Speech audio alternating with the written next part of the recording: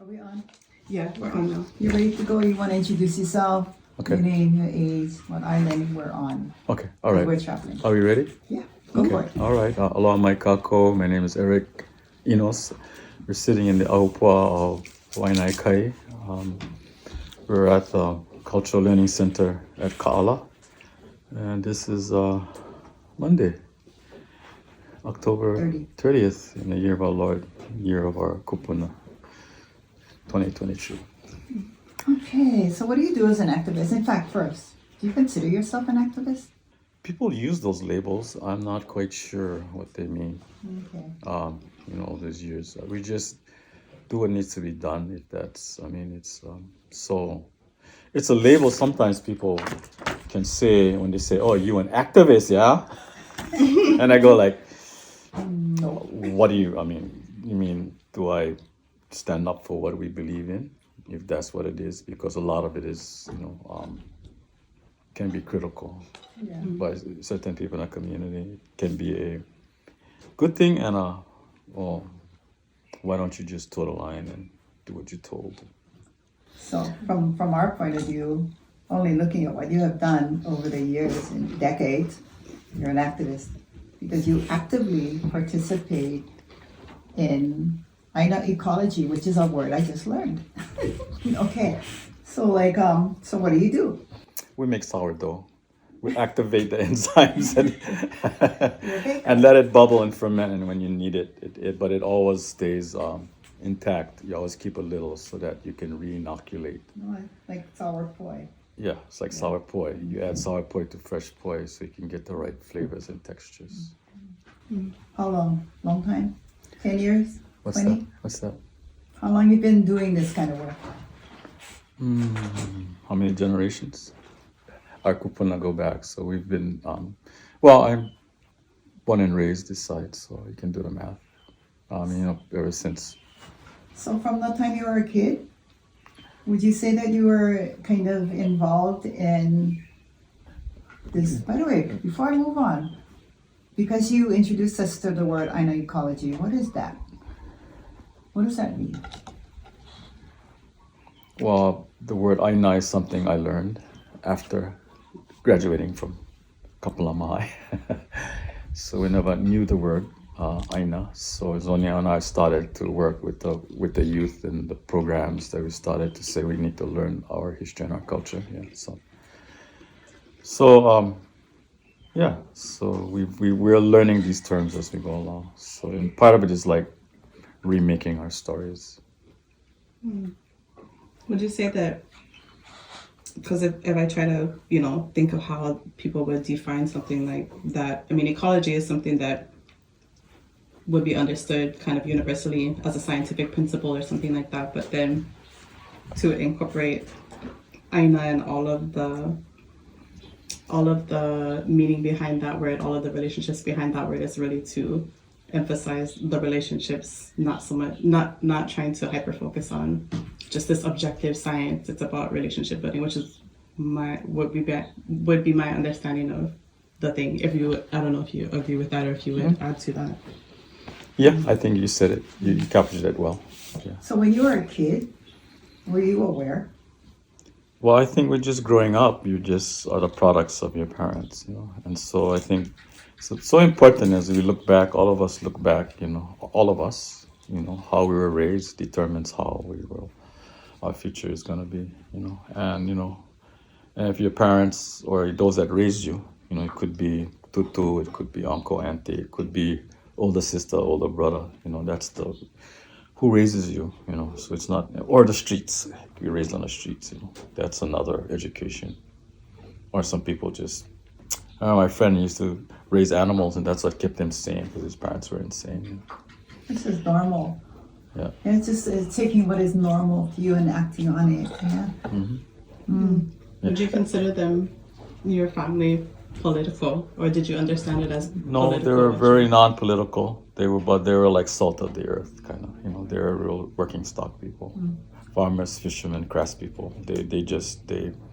But most of the settlers from all any groups that migrate out, they have to come self-contained. You know, whether you came on a covered wagon or you came on a canoe or you came from any other, or you traveled through the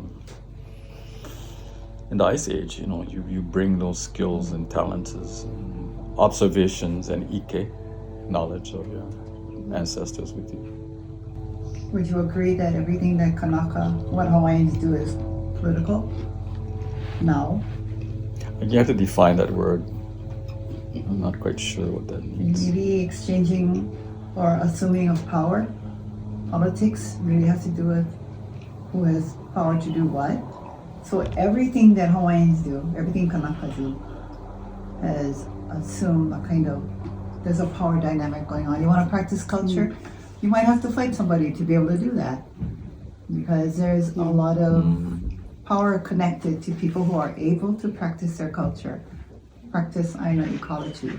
It's not something that you can just do because somebody will push back if you try to. You consider your work political?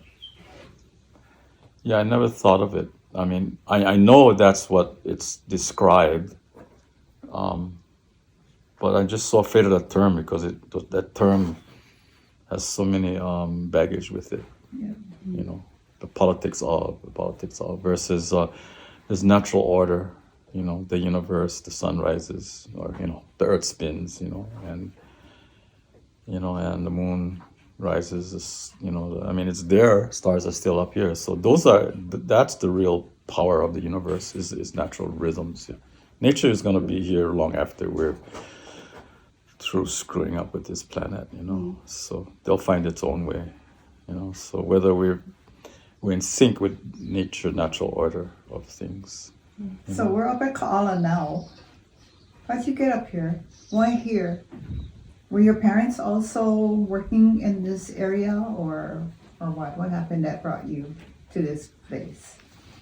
My family is from town, Kalihi side, at that time, Alani Street, but you gotta look back, you know, that's over 100, you know, almost 100 years ago, right? When you think about your parents' generation when they were my age.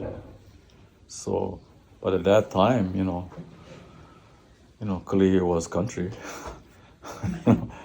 You know, when you think about it, it was down low, which was the city, you know, and people like Pearl City and even like Kalama, all those were, even The sticks. yeah, those are all Boonies. they had farms up there, you know, the flower farms are all the ridge, you know, all those ridges when you go outside of Waikiki, you know, those are all farmlands.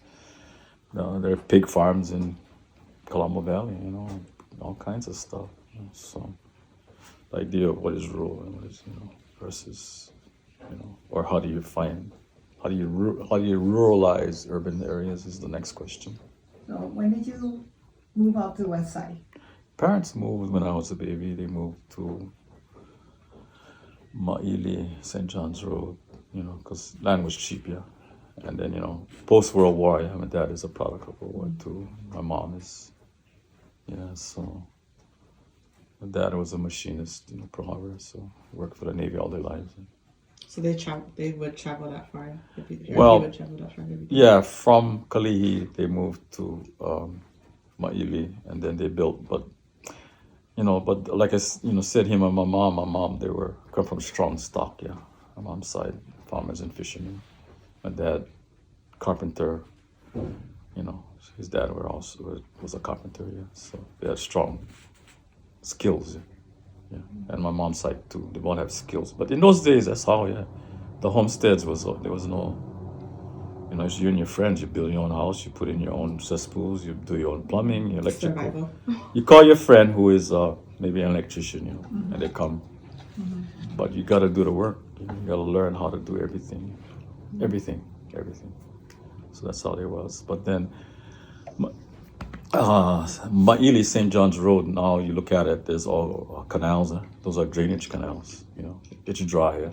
It's dry for 10 years, and then the 10-year floods, all the areas underwater. You know? So that's why the drainage canals were built, to drain all. Because all along our coastlines were inshore marshes. That's the nature of our areas. Think of Kailua, think of Kawainui. You see that sand bar that is Kailua Town, you know. All that is the contain of the water from Mount Maunawili, you know. So Waianae is the same area way except, you know, in geologic time, you know, because when the Ko'olau volcano emerged, that's when this area became dry. Yeah. And one time geologically we were all underwater. Yeah. The inshore, all along the shorelines were all marshes. Lu'ule'u was a giant marsh, Lu'ule'u. That's why you got Paukea Road, this coral. So it was ocean, huge marsh. The comprehensive health center, you look on that hill, it's all coral. So geologic time, and there's different times. Yeah, you have to put ourselves into a context. Yeah. So how'd you find yourself up here? What's a story about this project, which is so well known?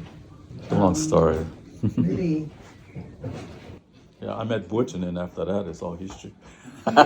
He did. I met Butch's wife, and then it was all history after that. Boko'o, and we're all part of the Waianae Rap Center. Yeah, Waianae Rap Center. Model cities. Did that start in your 30s? Well, from Kapalama, Kamehameha, I went to University of Hawaii. So I got my degree in fine arts and art education, a 5th year in teaching. But at the same time, I was still living I was living in my car, basically. You know, as a student, you live in your car and live with your friends, and you crash on people's floors, you know, and then side job all over. Just working your way through school. You know, when you're driving up here, obviously very dry. Very, very dry, and then you get up here and it looks different. And it has in the past looked even greener. How'd that happen? That's 250 years of history. You know, but then it goes back further, yeah. I mean, it goes back into people time, you know, kupuna time, and then you have post-colonization time, and then but then you have geologic time, geologic time is important because you see all the deeply eroded valleys, and they create places where water is stored. So the storage capacity of every ahupua'a, every place, it could be mountains, it could be plains, it could be deserts, you know, but there's underground water that's stored in geologic time. You guys are tapping into that water? There's many water sources. And see, water is something that's replenished also. So there's two things. Yeah. Think of under reservoirs or springs that are held underwater. But there's water, and then there's oil now, and there's natural gas, and there's energy. There's also geothermal. So all these things are stored in the earth. Yeah. So what are you gonna tap? You go deep enough, you're gonna hit geothermal. Is that correct? In some areas there's water. In some areas, you know, if you go. The same technology to find water is the same technology to find oil. So when they found that water, this is when they did, you know, when Kona, outside of Kona, you're heading toward Kauai Hilo, you know, they found water, the huge, the whole, what is that mountain range, besides Mauna Loa and the Hualalai. They found a huge deposit of water outside of Hualalai, heading to, you know, that's what's fueling the whole expansion of the Kona coast heading out. So that's why all the Queensland and all that, all of a sudden now it's booming. They found water. Before it's all lava fields. So that's what made now Kona town is just like boom, it's heading this way. But then the trust is right there, yeah. The Queen's trust is right there. And then, you know, so you have, and then Kamehameha schools, yeah. Because all our ali'i held land they knew were important lands. The Princess Ruth's lands, all that, you know, all the Kamehameha line. But there's Kamehameha line, and then there's the Oahu line, and then there's the Kauai line, you know. I mean, all our, as you know, telling which I already know, but all the ali'i intermarried, and each island had their own kingdoms. But anyway, that's, I don't know if that answers your question. Could I maybe back up just a little bit, because you mentioned that your degree is in fine arts, and so wondering what was it that inspired you to go for fine arts, and how that connected to your work now doing land restoration, basically.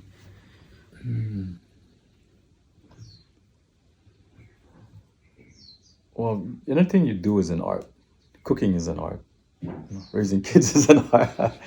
running, running anything, running a machine is an art. You have to understand all the parts that connect, and and there's rhythms and design and everything you do. So art is just a design of life. And so for us, though, I was teaching art, and I talked to one of the leaders. Is so beautiful. I love to take my painting pictures and just sit and do beautiful pictures and sunsets and stuff. And I'm going, that's not my definition of art. I mean, that's great, it's there. And people have done wonderful sunsets, but they tend to be people who were called insane because they took light and color and they didn't want to make it look like what the picture did. They want to capture the essence of it. People like Van Gogh, people like Turner, they said, they're severely criticized because they didn't make it look real. So I don't know if that answers your question. So did you see like when you were going through school or when you graduated, did you see a clear connection between your artwork and like Aina work? Well, I think if you look at like Butch and I, when we came into this world, we're in about the same time, but when we graduated, Vietnam was happening, the wars.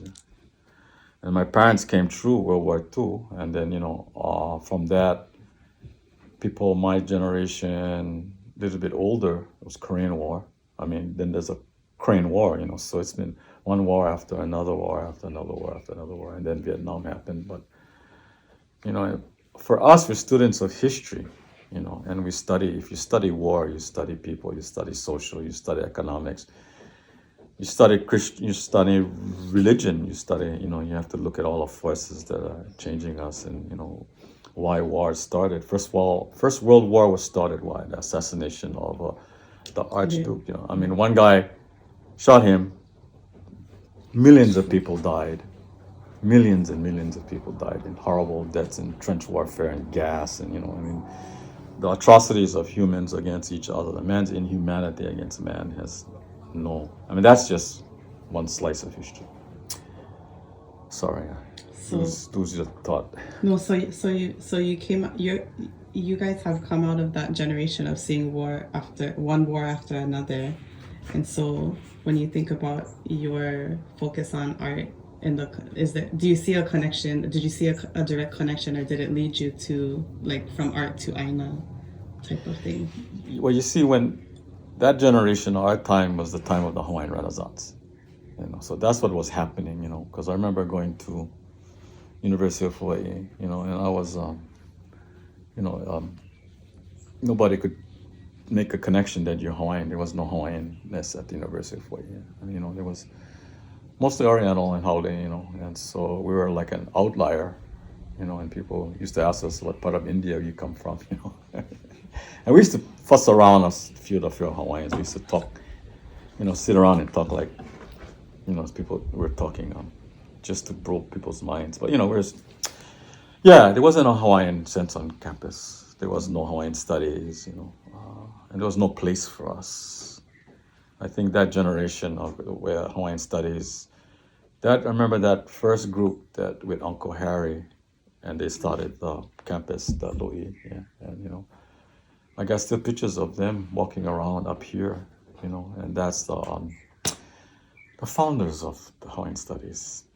Haunani was a political animal in that, but she wasn't really the founder of that. I mean, we always give her because of her activism, but it's hard because she's very academic, but there are those who are actually the guys who did the work. I mean, planned it, built it Hawaii, and came up here, and I can still see their faces. Remember them?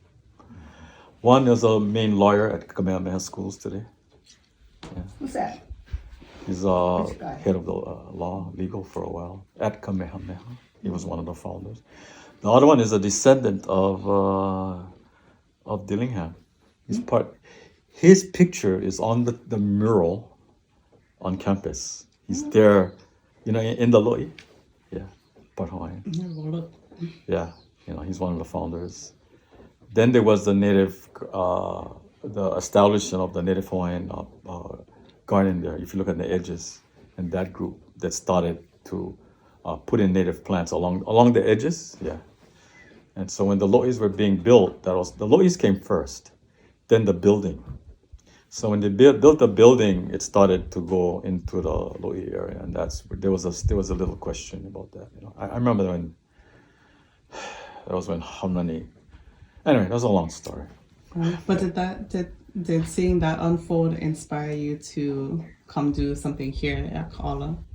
Well, part of the Hawaiian Renaissance was happening. This was all happening at the same time. You know, you have Hokulea, you have Kaho'olawe, you know, with Walter them. They're all, you know, Walter them was a few years before us. Walter Reedy, you know, all those, you know, that came out of Kamehameha and the activism. They went back home in the communities, you know. So Kaho'olawe was happening, Hokulea was happening. The Native Hawaiian art movement was happening. And Hawaiian language, I think, was How coming up. exactly? Punana. Larry Kimura, and that Yeah, came out of Hilo, early on. Haunani. That was prior to the Manoa. That's why the Manoa and Hilo always had a little interesting tension, because you know the language has its own roots, yeah, which is interesting, you know. They are, and because some of the poe teachers were not Native Hawaiian, so there was a little. You know, it's like, you know, whatever. You know, are they teaching? Are they helping? Are they researching? You know, it doesn't matter. Like Auntie Frenchie used to say, you know, like on dipstick, put them in your mouth, pull them up, see how much you get, and then you look and you know, hey, you know what? So I wonder if like some of the things you're saying make me wonder if you think of this work as kind of like flipping the idea of like political activism, where the focus is not really on the kind of like intellectual ideas of activism. It's really like focus on the vision and the relationship building and the substance of it, and not so much like get caught up in the words or the Yeah, right. I know what you're saying. you know what I mean? Yeah. But you need a balance, you know. I mean, there's a time to activate and go to rallies. There's a time to go back home and kuika mauna. What is the health of your mauna, you know? So, you know, just, you know, you cannot be, like the uncles used to say, you know, you cannot be rallying your sabers and, you know, waving your flags and then go line up at McDonald's for. I mean, no can help. Yeah, we all do. It's because, but again, you know, what is the health of your kitchen? You know, grandma's kitchen. You know, what is grandma's kitchen like? You know, is it sustainable? Is it, how much are we eating? What is the source of your food? Yeah, you cannot be criticizing America and then eating processed food that is imported. That's why. What is the food miles on your plate? Yeah, where does your food come from? You know, you are what you eat. I mean, it's a hard one because we've been. You know, everything is in canned good, canned spam, canned tuna, canned salmon, no can help. You know, that's, you know, even after the war, everything was in cans. You know. But for art, you know, if you look at Diego Rivera, the Mexican muralist movement, if you look at Jean Charlot was a product of the Mexican muralists. You know, he took you know, you see his Jean Charlot, all the, how you say, and then his son took over Charlot. Yeah, you'll see they do the mirror, because public art was a place where this was expressed. Yeah, so that's why the Mexican. If you look at Diego Rivera, coming out of the 30s and 40s, you know, they're branded communists. Yeah, but they did major WPA work. You know, because they had everybody working. If you look under Roosevelt, yeah, it says the work. Getting people back to work, and you look at all the trails and public civic projects of building dams and building bridges, infrastructures, and a lot of it was the CCC trails, community conservation trails. You know, they're all the work. This is what our uncles says when they were on the work projects, and they would be, you know, a lot of it was conservation work, putting people to work, you know. Building conservation trails and stuff, you know, so that comes out of that. So how do you put people back to work at things that are Aina related, you know, and that to help the infrastructures of your community? And you got to go back to watershed. You got to go back to design, well-designed projects. And art is a part of that. If you look at the art, you know, because there were a lot of public art kinds of projects, you know, on the I don't know, it's a WPA, I don't know, but you could look under the Roosevelt era. That's Franklin D. Right? Yeah. And his wife was quite a social activist too, you know. So all these things were happening, of course, good, bad, and ugly. But you know, so and then that comes out of the Depression. So you see, this is what fueled it, and then the war happened. You know. So again, if you're a student of history, you can see it unfolding. But for us, art was in there because Diego Rivera, Mexican muralist. You know, and that comes out of what was happening all over the world, whether it's in Picasso, Guernica, or you can look at Horrors of War by what's the Spanish artist? You know, so artists was always ones to speak up to you know what was happening, because the Nazis, the first thing they burn is books and paintings, you know, which they're still alive today.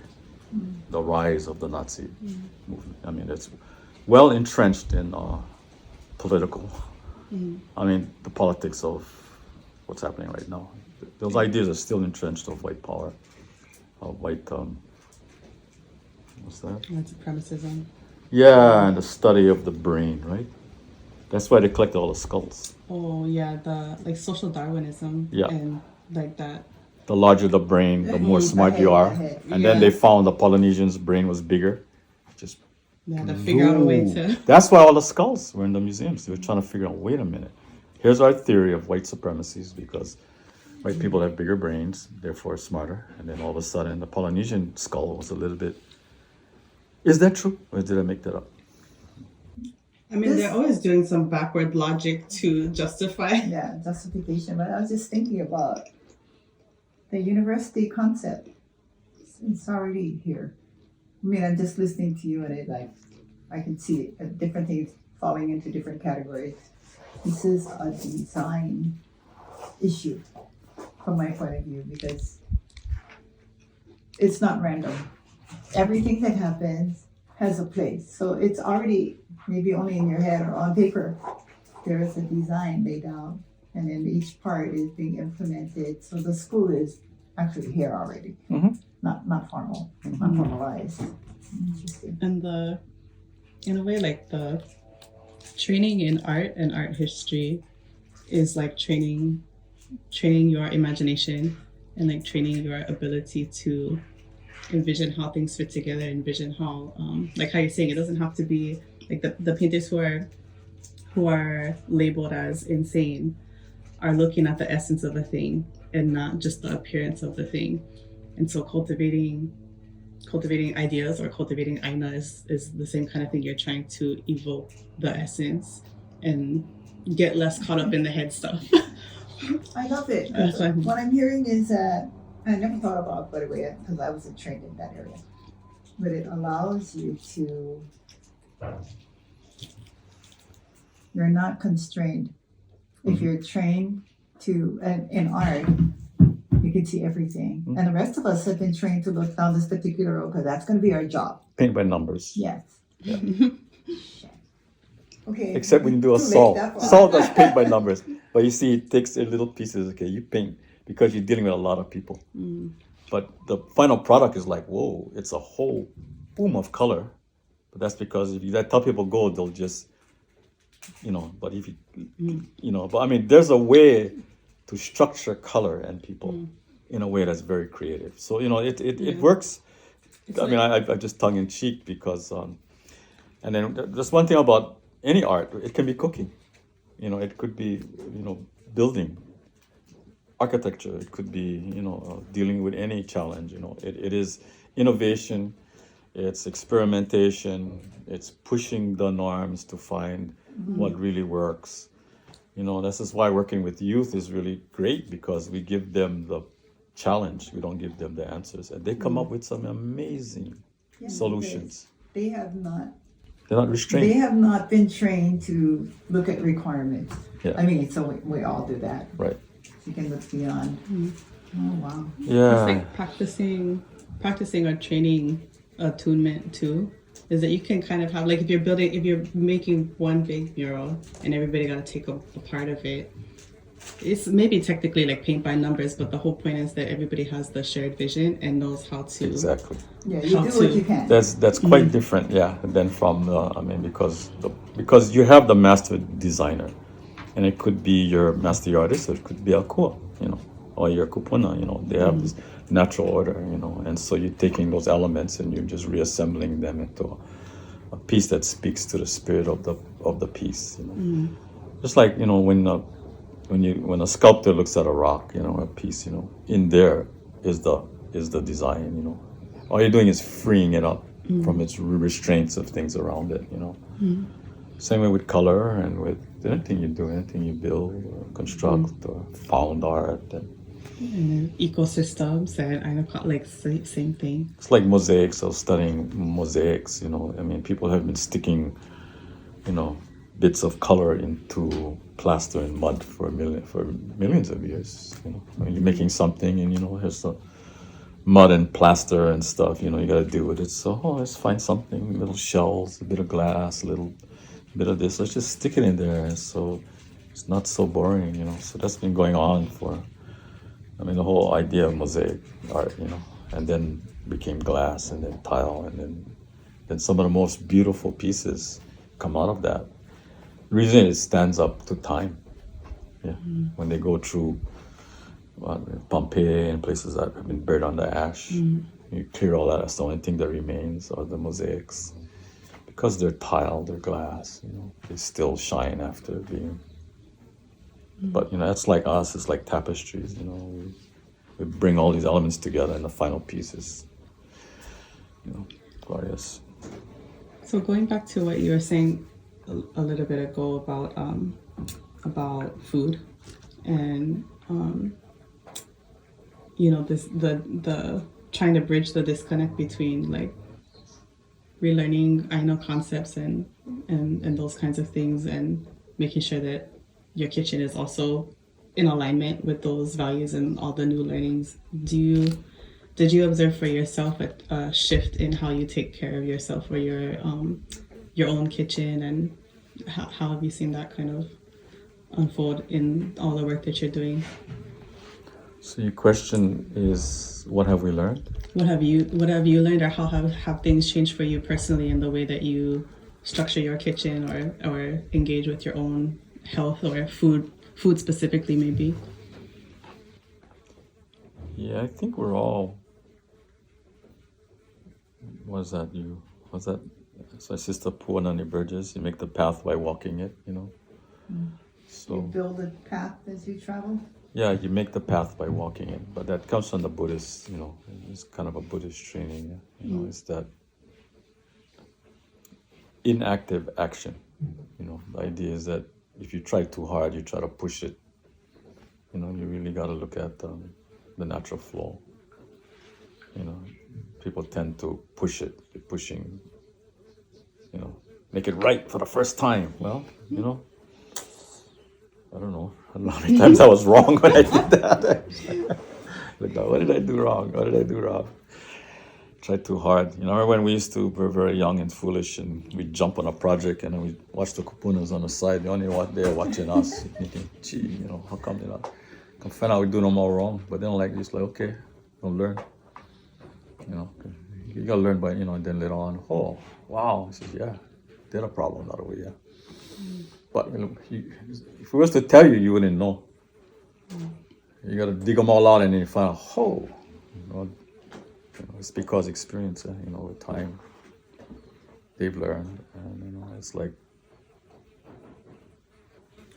Has your health improved by doing this work, or do you feel like it's been fed or nourished in doing this work? I don't know. You get the thing you wrap on your arm. This morning? What do you call that? Blood pressure. Blood pressure? You took your blood pressure today? No, I saw Butch taking his blood pressure. I better check my blood pressure.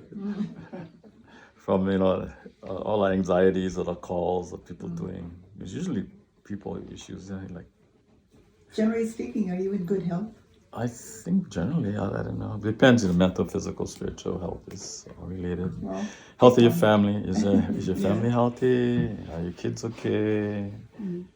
I'm very fortunate because my parents set good foundations. You know, they don't take vacation. They don't never ate restaurant. You know, I mean, they were like my mother always recycled every single. We watched my mom wear our old clothes. Ma, buy something new. It's too good. I mean, you know, it's frugal, frugal, very frugal. Always, you know, always like turn off the water. Oh, turn off the light. turn off the lights. Close the icebox. You know, no waste. Nothing was wasted. But that's our that you know. At one time, there was no such thing as throwaway on the furniture. Everything was reused, recycled, rebuilt. Now you go up the road, everything is It's all on the side of the all on the road. side of the Yeah. road. Everything on the side of the road. Remember when they used to make sandals out of tires of car tires from Mexico? So do you feel like your family is in good health? Your mom and dad are what? Still around? No, They passed long already. time already. Long time. Yeah. Yeah. Well, my mother was very. I was on her. I mean, both of my parents, but she was extremely wise. A third grade education, but the smartest person I've ever met. In terms of common sense, very astute, Resourceful. resourceful. Yeah. You know, when you first started over here, and I heard you tell a story one time when we were up here years ago about how the water started to come back and then finding old terraces. They were already in the ground. Tell us that story. Oh, Butch can tell a story. Nah. What did you find first? The terraces? I mean, how did you know that? How did you know that stuff up here? Did you get the story from Kufuna? Who lived here before? Oh, this land it's a model cities, you know, sort of what the community got under model cities. Model cities is the great act, the great war on poverty by Lyndon Johnson. Yeah. So Wow. the roots of the model cities, you know, right after Watts, the burning of Watts. So you use Watts in inner city. And Lyndon Johnson was president, but he inherited Vietnam. He inherited a whole bunch of stuff. Yeah, and Nixon too, and all that stuff was happening. I mean, around it, before and after. But Watts, there were the riots in Watts, and then Lyndon Johnson was politically from the South, a Democrat, but he was able to bring both sides of the party to say, let's put our money into reinvesting in inner cities. So the legislation for the model cities, big federal dollars invested in blighted areas in every state. So what happened, you took at every state and where's the most blighted? What's a blight? Yeah. You take any section of that city and how many of the men are in prison. You know, that'll give you a good sense. What is the educational, what is the unemployment rate? What is the rating of the schools? So, you know, you hit all the, so you go to any state, yeah, you know. So the state of Hawaii, what were the urban areas, because of largest population or a large population, rural, urban. So in Hawaii, it was Kali'ipalama and Waianae, two model cities. So they got a big infusion of federal dollars. And that helped to start the community centers, the community health centers, even stores and businesses, transportation, sewage, roads, streets, infrastructures, waters, parks, and all the things that make up what does a healthy community look like. Can you walk? You know, do you have access to healthcare? Do you have access to all these things? And so, but that's why this place was recognized. This 97 acres was ranched by a guy named Garcia. All the backs of this. In fact, all the state leases at this time were political plums. you know, basically sweetheart deals. And it is not just state land, it's also DHHL lands, it's all crown lands, all sweetheart deals to people in power. Yeah. So if you look on Maui, you know, who got all, even DHHL, that's what a lawsuit by Hualiku Drake against DHHL. I mean, you know, the sugar companies, the water companies, all that were on Hawaiian land, you know, and they were for years exploiting those lands and for running cattle or diverting water and so forth, you know. And coming back to Waianae, so that's why Garcia had the lease. He was a rancher. He was from the windward side. He got busted. This was in the late 60s, early 70s, for running a Ponzi scheme. And I remember him because his name pops up with the Waikane struggles for Waiahole Waikane when they were doing the community was trying to do stuff, you know. So these guys pop up, you know, they're basically white collar gangsters. Just put it that way, you know. You know, they were running a lot of stuff, you know. Some get caught, you know, but it's part of the old boy network, you know, politics, you know, those people that control power, the big five, and after that it's expanded, yeah. So anyway, this 97 acres came up, Garcia got busted, so Waianae had a, when they model cities, what happens, the community had to form a 501c3 or whatever as a nonprofit organization to be the carrier of all these projects, you know. So I think it's the Waianae Development Association or whatever. So it's a combination of people and local politicians and stuff. So they got these 97 acres here. Yeah. That was the old Garcia horse ranch, cattle ranch. So Waianae Rap Center was a youth program. And I was volunteering teaching art at Nanakuli Park when I graduated from the University of Hawaii. Came back home, and we were working with Native Hawaiian artists that we saw art as a social movement out of the Diego Rivera movement. Rocky Jensen, all those guys, you know, Native Hawaiian artists, poets, writers, you know, more progressive thinkers in the Hawaiian genre. You know. But we teamed up with Ota Camp, you know, these were all the other activists, Chinatown evictions, and all that, because we're all running in the same,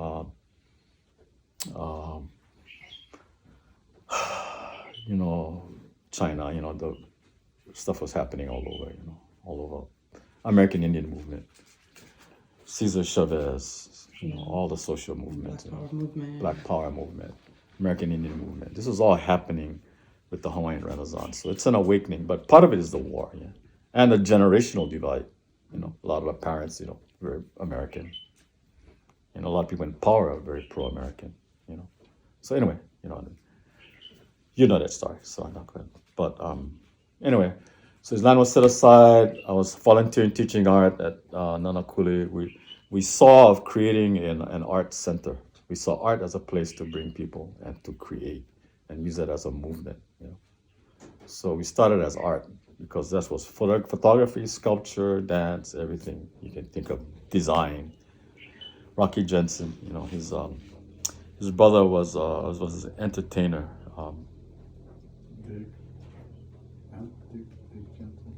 Dick Jensen, yeah. So Rocky came out of that. If you look at his work, he married Luciano. She was a Sicilian. And she brought the awareness in Sicily to his thinking as a Hawaiian, the Sicilian, you know, the whole thing was in this, you know. So she was the, you know what I mean? Rocky was the artist. Luciano was the spark plug, yeah, you know. So together they helped create, you know, Rocky to research. He did a whole series of illustrated different Hawaiian, how you say, you know, there were Hawaiian architects, there were Hawaiian healers, there were Hawaiian, you know, and so he illustrated what they would look like. So he did a whole series of this, Rocky. And then he did a lot of murals and things like that. So that's where that art movement came from. We were all coming out of University of Hawaii at that time, you know, it's a combination of stuff that was happening. Yeah. I remember, and then there was the Revolutionary Communist Party. That was two Hawaiians. And they went into stocks and trade. right something. into Wall Street. I mean that's why they became traders. I mean, which is stock traders because they said Also traders. because they said they understood where it's all follow the money. So I mean, it's a kind of like I remember go, oh, but banks, yeah, banks make how you say it? Despots make war, war makes banks, banks makes beggars. Banks makes dictators. I mean, it's all interlocked. Colonial power, third world. I mean, the whole. Anyway, 97 acres goes up how high? 97 goes to Kuleali'ili, that little pool. Kaua pool over here. You'll see, look, a little turtle. So you draw a line from Kuleali'ili pool all the way from Kaua pool. That's a forest reserve boundary, which is right up here. And then it follows what stream is that, Butch? Is that the one that follows the back stream? Huh? What's the back stream? It hits Honua, yeah. But there's another water source up here. Whereas the Kaniva is our source. See, water does this, it's just like arteries, that connect. So, each watershed is connected. You don't really see it. You see the main one, which is flowing. But there's all underground. What is that? Capillaries. Yeah, it's like in your body. Yeah, you have main veins, but without all those feeding, and you have to understand the relationships of that. Yeah. So if you tap one vein, then you right on, and that's where the wells. So after you guys came up, well, you got your 97 acres. How is it that Ka'ala gets formed? Well, I was volunteering at Nanakuli Park. We were starting an art movement, and we said, well, let's go where the most Hawaiians was, and that was the Park Gang. And the Park Gang, although the Manuela boys, because it's the most Hawaiian place. This wasn't, remember what year was Nanakuli High School created? What was the first graduating year of Nanakuli High School? They just had their reunion this Saturday. Yeah, you saw the picture of the Pohako I did, a print. I have not. Oh, I see. The print one. It's a big one they used. It was done in the art class. It's the old printing method. There was a printing press down by across from, because University of Hawaii campus art studios were on the edges, and they went down into Mo'ili'ili, and they went across that varsity theater. All in there was all art. It was printing, intaglio, it was screen, it was etchings, printing out of the presses. Those, the old Rembrandt, those, and then you made copies. So those are all art studios. So So here you have an opportunity to come up here and do something. Yeah, well, Did you think early on about the fact that there would be old terraces, or I know sites, right? You're gonna find them. yeah, well, see, that's why that time period is like when we graduated, 71, 72 was the year Nanakuli High School. But the reason I mentioned that, because we were organizing at Nanakuli Park already, working with the Park Gang. And that's my introduction into the Hawaiian culture and the subculture. After graduation. After I graduated from the University of Hawaii, I got my degree in fine arts, got my degree in education, and art teacher. I did my student teaching at Waianae High School. Wow, I went into the Waianae High School. The art teacher was a Spanish major with a minor in art. And he'd tell the kids, hey, I'm a picture of a horse, you guys go draw him. Really. My turn, let's step outside campus, you see this, look at this reef, look at this water, look at this glitter, look at the mountains, let's just expand art, let's assemble, ceramics, let's go find the ceramics, let's find the sculpture, But I think in a teacher's lounge was very disappointing. You go inside there and you got teachers in there who are just incredible and fantastic, but then you get people in there who just were there because nobody else would take them. And I said, if I stay there any longer, I'm gonna throw somebody over the balcony. You know, it's the racism. You know, and always going about the kids and the parents and the community, and but they can't wait to go back to where they come from. You know, it's just part of the racism. You know, I mean, but like I said, but they're terrific. So don't, teaching's a hard profession, and there were some of the greatest teachers I've ever met. Were there, committed, involved, care. So anyway, so I decided, I don't know, it's not gonna work. But I was volunteering art with the park gang, and then the trust. At that time, Liliuokalani Trust was active. Dennis Kawahi and Japanese. Oh, I could see his face. I keep forgetting his name. Beautiful man. He was a massage therapist, but together we got the trust to really invest in communities. Different. It's one thing to find the orphans and to, take care of the orphan, defining what an orphan is, But for us, is you got to develop the community around, so invest in community building, So they helped us with the park gang. We're doing stuff with them, and then that's when we started Waihole Waikane, Sand Island, all that, yeah. But the rap center, so I was working with those kids, and this is, I was volunteering too. My model cities was just starting, and little small jobs here and there. We had side jobs where construction and that, So I mean, we knew hard labor, yeah.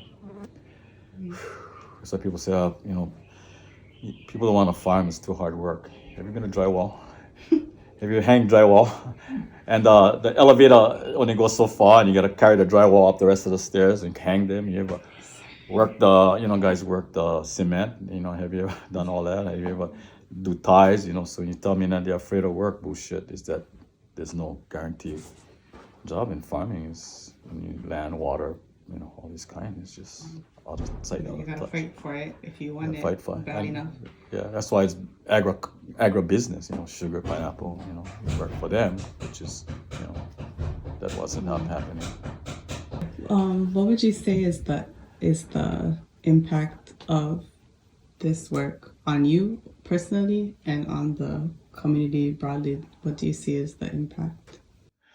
Well, I think the Nanakuli story is important because when we're working with those kids, that's when Waihole Waikani was happening and Sand Island was happening. So what happened, we took those kids and we said, we're going to find about struggle, land struggle. I know nothing about water. I don't know nothing about taro, but we knew we need an ocean. Yeah? So we heard that there was a Waihole Waikani struggle for water, and we says, well, okay, let's go find out, So in those days, we just had our trucks. We just throw the kids in a truck. Kids is meaning, like 2-3 years older than us. Very young, right? And there's no such thing as finding parents and getting permission slips. These are the park gang, park boys, the Manuela boys. You're lucky you can find the parents, So then we heard about the struggle. Let's go find out about these issues, because I don't know. All I do know is that we're doing a lot of hiking in the mountains, but it was all off limits. Every place in the mountains is off limits, if you look at it. There's hiking trails, hunting trails, but they're very, any place else. You cannot hike into Nanakuli Valley because it's a ranch, unless you know the ranch, right?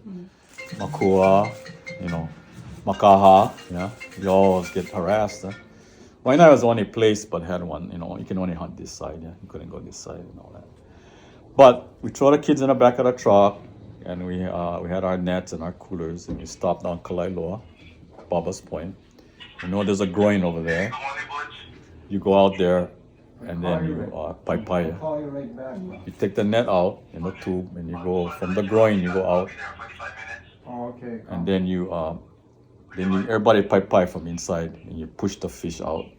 The net you just boil, all that is all kala, terminal coolers. You hit the Waihole, all our trucks, all our gang, these are all kind of rep center kind, counselors and us, We go down there and then we just pull up and we learn about the struggle from Waihole, and that's how we met all the farmers and all the people, and that's how the Ripoons, and we learned about civil disobedience. In those days, they didn't have radio phones; they had CB. And Elizabeth Marks was selling the valley. She evicting all the farmers. Get out. Elizabeth Marks is McCandless heirs. Elizabeth Marks, if you go to New Wando, you'll see her mansion. Huge mansion. And John Kelly, remember him? The activist, yeah. As a child, he grew up because, his dad was a very influential artist, John Kelly.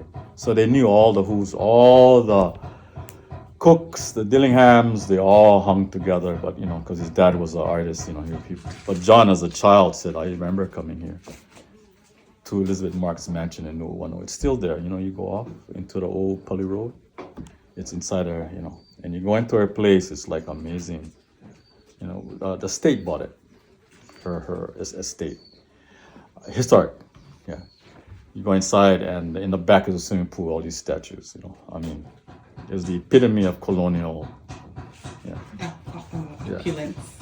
But that's how we learned activism from Waihole, because we learned and we met those people, and they also put us on the front line at the Waihole Poi Factory, where we practice civil disobedience. And it's because we link arms in the front, You go up the valley, CB, we want to practice. All your cars parked facing the road, the valley road going up. Okay, everybody, let's practice. Meet at the Poi Factory right there. Park your cars like that, double park. Leave the front open so you can gather. Lock up your cars, come to the front, we meet and we link arms. And because we're the biggest, with Wendo Kahaleo Umin, he was like 6'5", over 400 pounds in the middle, so, and all our farmers small, skinny. So, we learned, but it was civil under Gandhi and, the civil disobedience, So anyway, Solidarity. that's the roots of us. And then Sand Island struggle. At the time was the Rap Center, went down there, and that's how we met Uncle Walter, Uncle Eddie. Uncle Walter was setting up his hale. That's like Abe Ahmad. Yeah. Then Abe luckily was salvaged by what's that, Wahine, the filmmaker? Yes, Puhi Pao. and then- Puhi Pao's Kaina, Joan. Joan. Joan. She is what she saved Abe. Abe was Inu, yeah. But he was the Iceman. You buy block ice, and that was what he did. He went, pick up all our blocks and go deliver to all the tents. Yeah, Sand Island. Yeah. So, but Uncle Walter had his, he had his boat over there, and right outside there he had his pelokoa. Right outside, now we have the airport, reef runway, that whole environmental K lagoon, all that. So I met Uncle Walter, and that's how Uncle brought in his cousin, Uncle Eddie, and that's how the relationship for help. The Opelo Project, Harbor, all that. That's a whole nother story. Sorry, but these are all interconnected dots that help to develop who we are. So all the struggles, but we went link arms. And so there's all our descendants now. I laughed because yesterday one of the Leolani brought the guy Pooh from Hana, this guy Pooh. But all the Pooh family, a lot of them were living in Nanakuli, but when we would take the kids, we did Huakai Island. We went around Maui one time, the old Rap Center. That's when we link up, yeah. And their uncle was a forest ranger in Hana. Hana, Kipohulu. There's a hotbed of activism right there in Kipohulu too. John Lin, Mike Min, so they were all connecting. All these groups were connecting. These are the guys who just would take over Aina and kind of using the struggles we did here with water that was happening in other places. But Sikal has been here a little bit longer, just as long, and because it's so urbanized. Yeah. So all our bringing back the water is related to all these groups. Molokai, Maui, Hawaii Island, all these groups, yeah. King's Landing, brought Skippy, all these movements are coming from the Hawaiian Renaissance, kind of. Morem up at Kaiki Nui, all these, so their generation. And we have Uncle Kalapana side, that's... Oh, who did he just pass? Yeah. You see, all these are, they're happening in different forms, Kikelo gang, all these Molokai, Walter, and dealing with commitment schools, we're dealing with all kinds. Oha, what's her name? From Molokai? Correct. Colette, Machado. So all this is swarming. Anti-Frenchy. We was talking about having a place we could honor all our kupuna anti-Frenchies, Teola Silva, Marion Metz, Billy Huggy, not all Hawaiian, but some of them. Some of the biggest supporters were not Hawaiian in this community. A lot of Hawaiians in power were pretty much Americanized, colonized, and what we did was actually a threat. Interesting. Running water, they complained to the LNR. I mean, this is culture and arts now. Why?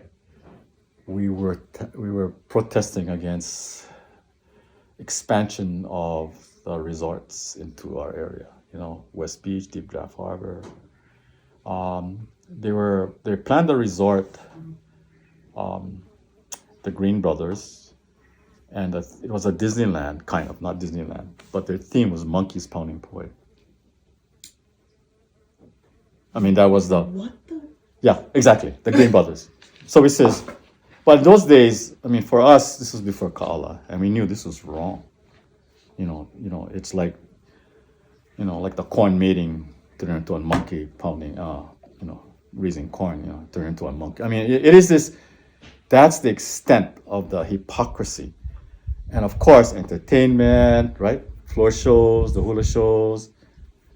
That's what the Hawaiians was all. The floor show, oh, it's going to be wonderful. We can get jobs, construction jobs, and all that job. And we're going, so we protested, and so we made a lot of enemies in the resort. The Kodak Hula, I mean, look, all kupuna understand it, I mean, Kodak Hula show, I mean, Good job. no can help, it's Waikiki, it's the barefoot bar. I mean, those are all our family. Yeah, that's my uncle. The one, That's my mother, Kodak Hula Show. yeah, I mean, so that was the job, That's why when I hear Hawaiian music, I cringe because they're all, I mean, that's, those were all the things were piped in when we had to go do that. It was always with that's why it was difficult for me, all the, Hawaiian songs, Hapahali Hula Girl, I mean, that's a whole generation, barefoot, my feet, I'm a happy Hawaiian me, I mean, I was like, ukulele, coconut tree. He says, wait. Sorry, but that's just us rejecting that, putting us into those stereotypes. It's that the cigar Indian outside of the selling It cigars. only exists to pander to tourism, and, do all the things of like, welcome to this place that you can that you can It's a job. make any kind, Yeah. abuse anybody you want, do whatever you like. Yeah. What's our time like? So we just have a couple minutes left for this. Oh, sorry, This- we didn't even get to discussion. them. So just if there's anything that you haven't said that you wanted to share, anything about your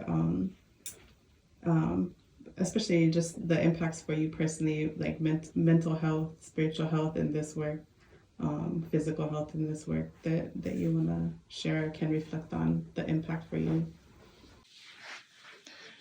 Yeah, I know it's difficult to capsulize all the work that others have done. Yeah, I mean, nobody does it alone. Yeah, hemoko heba hemoko. So, and we did this all with all the unsung heroes that are around us on the shores of our kupuna. So, I mean, we cannot emphasize that any more strongly. And we kind of reject the kind of like, oh, so you really gotta say, without my parents' support, could not have done that. They had the foresight to have 1 acre in Makaha at $2,000 an acre and built it, out of, it was old sugarcane fields. My dad and my mom, we built our own homes without that kind of foundation, that I don't have to rent a home, I don't have a mortgage, and the fact that we have a shop, a wood shop, metal shop, build, recycle, we could do all that, So you take those skills, if you look at it, those skills are applied to what's here. And to shape land, you say like as an artist, You know, we say, well, you're not doing your art anymore. So we're very active in our art right now. Our medium is, you know, stone, water, plants. You know, that's our medium. You know, so it's a living sculpture, and people. You know, so it's a living tapestry. It's like, you know, you're putting the things together, and you do it as the geese fly. You know, the idea of the one in front. When you get tired, somebody takes its place. So that's what a leader is. You know, you take the flag, and then when you're tired, you know, you step back and somebody jump in.